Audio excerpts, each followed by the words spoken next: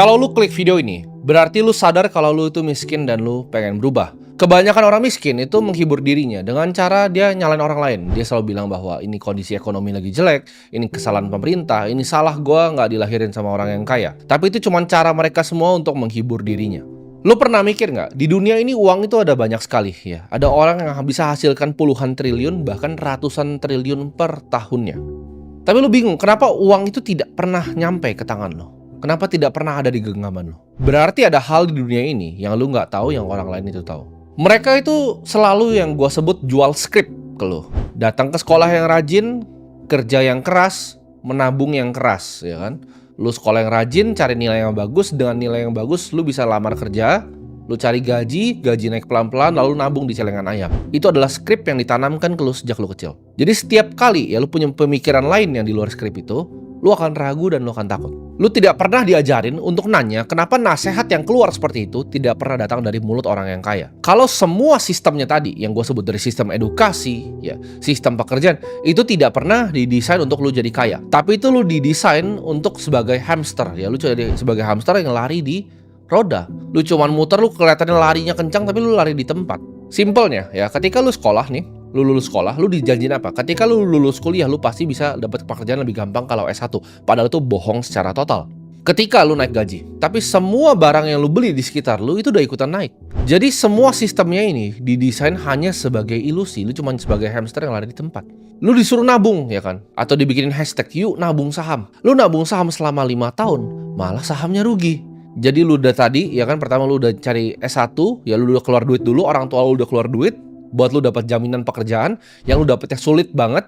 Setelah lu cari orang dalam segala macam, lu bisa masuk, dapat gajinya naik, hasil ditabung, ya, hasil tabungannya rugi. Setelah itu semua barang di sekitar lu naik. Mereka itu distraksi lu ya untuk nggak paham tentang ini dengan segala macam cara. Mereka kasih di depan kalian, di algoritma tuh ditampilin paling depan ya. Kalau lu lihat YouTube Indonesia trending, lu akan lihat semua isinya adalah konten entertain. Karena itu adalah yang di-push ya agendanya oleh mereka. Uang itu bukan seperti apa yang lu pikirin. Uang itu bukan cuma sekedar gua ngomong di sini kerja keras. Tukang sapu di bawah kerja keras lebih dari gua. Dan juga bukan hanya tentang kepintaran.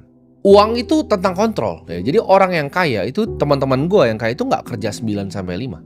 Ya, kadang bisa lebih, kadang bisa kurang. Mereka itu ciptakan sistem. Orang yang jadi kaya itu tidak pernah ikutin aturan main gamenya yang diajarin ke kalian. Sekolah ya, cari kerja, abis itu nabung. Gak ada gua melihat satupun di bumi ini yang benar-benar kaya. Cuma dari ikutin 3 itu. Yang kaya adalah mereka yang punya sistemnya ya. Mereka yang bikin sistemnya. Mereka yang bikin aturan mainnya sendiri. Mereka yang ciptain gamenya. Mereka adalah orang yang gak play by the rules. Mereka bukan orang yang ngikut aturan. Mereka yang ngakalin aturan-aturan yang ada. Dan orang-orang kaya ini posisiin dirinya selalu menang. Contohnya, inflasi ketika naik, orang miskin tuh bingung gitu ketika beras itu naik, ketika biaya pendidikan itu naik. Orang kaya ketika inflasi itu mereka malah senang. Ketika inflasi terjadi, semua apartemen gue makin mahal, semua mobil gue makin mahal, semua rumah gue makin mahal, semua aset gue makin mahal. Jadi semua yang gue punya itu makin mahal justru kalau inflasi. Ketika inflasi terjadi justru gue tambah kaya. Itu adalah orang yang mainin aturannya. Lu perhatiin ya, ketika misalnya gue ngomong kripto, Bitcoin di sini, ketika Bitcoin jatuh, ketika saham jatuh, orang lain tuh pusing ya. Orang yang nabung saham bank ya, orang yang nabung Bitcoin itu pusing ketika turun 30%, 40%. Gue di sini pusing nggak? Enggak.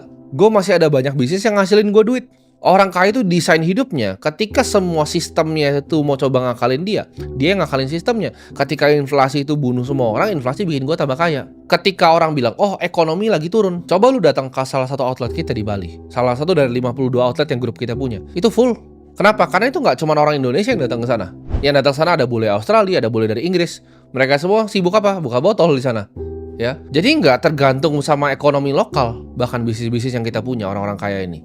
Ketika lu kesulitan nabung dari hasil kerjaan lo, orang kaya itu lagi gandain duitnya di hal-hal yang lu bahkan nggak paham caranya. Mereka paham bahwa uang itu adalah sebuah alat, ya, sebuah tool, bukan sebuah reward atau hadiah.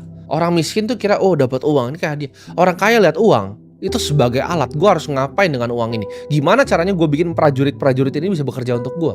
Misteri terbesar yang dikasih ke kalian adalah kalian harus kerja keras kan untuk dapetin uang. Kalian harus kerja untuk dapetin uang. Padahal uang itu dicetak, dipindahkan, bukan dicari untuk kalian bekerja. Kita orang-orang kaya bikin sistem untuk gimana caranya cetak uang. Orang kaya itu tidak pernah kerja untuk gaji. Lu itu tidak pernah paham ya gimana caranya melihat uang sebagai alat. Lu melihat gaji itu sebagai sesuatu yang membanggakan. Ketika gaji naik, lu wah gaji gue naik. Waktu gue tukar terus untuk uang. Padahal lu hanyalah seorang pion di sistem yang dibikin sama orang lain. Orang kaya itu nggak fokus gimana caranya mereka dapat gaji lebih. Mereka fokus gimana caranya dapetin aset yang lebih. Gimana caranya punya sistem bisnis. Gimana caranya punya investasi yang menghasilkan. Gimana uang itu bisa kerja walaupun mereka udah nggak kerja untuk uang lagi. Orang miskin tuh hanya taunya yuk nabung saham. Orang kaya itu yang bikin emitennya. Mereka yang bikin perusahaannya, mereka bikin sistemnya, mereka gaji karyawannya, lalu mereka listingin di bursa. Kebanyakan kekayaan, ya ini lu bisa cari datanya. Ini dari Profesor Aswad Damodaran. Datanya adalah gak banyak orang yang bikin duit dari pasar saham. Kecuali para owner operatornya. Orang yang listing sahamnya itu yang jadi yang paling kaya. Orang kaya itu punya cara investasi yang kompleks. Mereka punya deal flow yang berbeda dengan kalian. Kalian cuma taunya gimana caranya beli saham perbankan. Orang kaya itu negosiasi dengan cara yang kalian nggak paham. Private equity deals, venture capital deals. Deal-deal yang kalian nggak pernah bisa dapat. Project yang bahkan kalian nggak tahu gimana caranya investasi di sana. Atau gimana caranya diajak untuk investasi di sana. Orang kaya itu selalu punya posisi cash yang mendekati ke nol. Duit gue ya, berdasarkan harta gue yang ada di rekening gue itu kurang dari 0,01%. Itu cuma buat gue hidup sehari-hari. Gue anti banget ngeliat uang di rekening itu, gue anti banget. Orang kaya, oke, kalau mau simpen cash itu di mana? Mereka pasti beli US Treasury. At least mereka mau bungain pasti cashnya. Mereka pasti simpen di mata uang yang kuat. Orang kaya yang gue tahu semua simpen USD atau enggak Singapura dolar. Mereka beli bonds di Singapura. Ya MAS punya Treasury. Mereka tidak ada yang beli bonds di negara berkembang. Kenapa? Karena fiatnya devaluasi, bondsnya nggak ada yieldnya jadinya. Orang kaya itu paham kalau cash itu sampah. Jadi di saat lu ngerasa aman, oke gue simpen uang di tabungan nih. Orang kaya, yang mereka lakukan adalah mereka gimana cara gue buang-buangin uang ini ke tempat-tempat yang lain. Gimana cara uangnya gue buang, oke jadi US Treasury, oh uangnya gue buang jadi S&P 500, oh uangnya gue buang ya jadi properti, jadi gedung. Uangnya gue buang lagi jadi outlet yang ke-30. Mereka itu paham uang itu mengalir kayak sungai. Dapat uang Bitcoin, dapat uang S&P 500, dapat uang masukin ke venture capital ini fund 3, dapat uang masukin ini ke deal flow private equity yang beda, dapat uang masukin ke token project yang baru listing, dapat uang temen mau IPO masukin duluan. Kita udah masuk duluan sebagai friends and family-nya. Kita masuk duluan sebelum semua beli. Sebelum pencet bel ting, badut-badut semua masuk. Minimal di situ ketakutan gitu kan dengan 30 juta yang lo pegang. Hey, ini jangan sampai hilang, ini tabungan gue takut resiko. Beda banget cara kita melihat duit ya, orang kaya sama lu disuruh untuk belajar takut ya kan, oh mau belajar ini nggak mau belajar gitu, belajar AI oh nggak ngerti belajarnya, diajarin gratis di sini di YouTube gue juga oh nggak mau belajar. Orang kaya itu yang mereka lakukan adalah beli informasi, beli terminal di sini 500 juta per tahun, itu nggak masuk ke akal lu untuk beli informasi seharga 500 juta per tahun, nggak bisa lu proses gitu loh. Oh lu pikir mendingan untuk DP rumah karena lu miskin. Tapi nyatanya di dunia ini ada 325.000 orang kaya yang bayar 500 juta per tahun untuk bisa akses data terbaru sama informasi terbaru. Orang kaya itu rela buang duit hanya untuk mendapatkan koneksi. Lu bilang ke gue di sini, Warren Buffett mau makan sama gue, 100 miliar gue bayar cash sekarang. Buat makan siang doang, ya kasih gue waktu 1 jam. Gue akan bayar 100 miliar hanya untuk informasi yang keluar dari mulutnya. Kenapa? Karena semahal itu informasi. Itu yang orang kaya tahu, orang miskin nggak tahu. Bedanya lu yang tahu deal flow sama enggak atau apa informasinya. Lu tidak diajak ke informasi-informasi tertentu. Lu belum tahu aja orang-orang kaya itu kita sangat edik sama informasi. Kita kayak pecandu informasi ya. Gue ketika ngelihat sesuatu, oke, ini gue pernah ngelihat waktu itu Macro Report tahun 2018. Ini siapa yang punya? Oh, ini dulu pernah jadi managing partner di GLG Group, hedge fund dengan 36 billion dollar. Dia jual kelas gitu kan. Ada kelas. Ini orang udah running fund 36 billion dollar. Dia jual kelas 7.000 dolar ya, gue beli gitu. Walaupun 99% gue udah tahu, tapi ada 1% yang gue belum tahu. Di situ gue belajar. Orang akan bilang, gila lu beli kelas 100 juta, lu kena tipu. Enggak, gue gak kena tipu. Walaupun 99% gue udah tahu di situ. Tapi ada satu report yang gue bahas buka, ini menarik ini reportnya tentang makro. Mungkin ada yang tahu tuh gue sebut apa. Ini gue sebutnya di sini nama kelasnya tuh Real Vision. Gue ketika gue beli itu 7.900 dolar. Gue dapat sesuatu walaupun gue udah tahu banyak yang di dalamnya ya. Ketika gue buka course-nya gue udah tahu banyak, tapi gue dapat sesuatu bos. Sedangkan lu gue suruh coba beli kelas 100 juta. Lu bilang, oh ini si Raul Paul ini scam ini.